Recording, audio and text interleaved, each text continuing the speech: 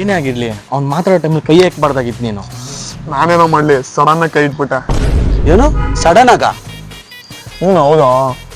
ಏನಂದ್ರೆ sudden meaning in Kannada ನಾವು ಜಗಳ ಮಾಡಕ್ಕೆ ಕಷ್ಟ ಅಂತ ಹೇಳೋದ್ ಬಿಟ್ಬಿಟ್ಟು ಸಡನ್ ಅಂತ ಹೇಳ್ತಾ ಇದೀಯಾ?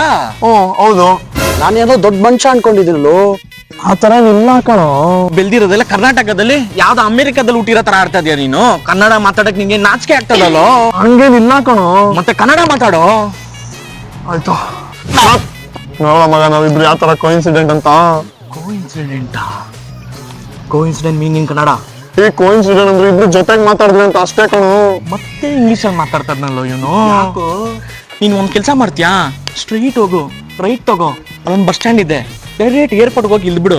ಆಸ್ಟ್ರೇಲಿಯಾನೋ ಫಾರಿನೋ ಅಲ್ಲೆಲ್ಲೋ ಒಂದ್ ಕಡೆ ಹೋಗಿ ಸೆಟ್ಲ್ ಆಗ್ಬಿಡು ಹೋಗು. ಹಂಗೆಲ್ಲ ಇಲ್ಲ, ಸಾರಿ ಮಗ. ಮತ್ತೆ ಸಾರಿನಾ? ಮತ್ತೆ ಇಂಗ್ಲಿಷಾ? ಏ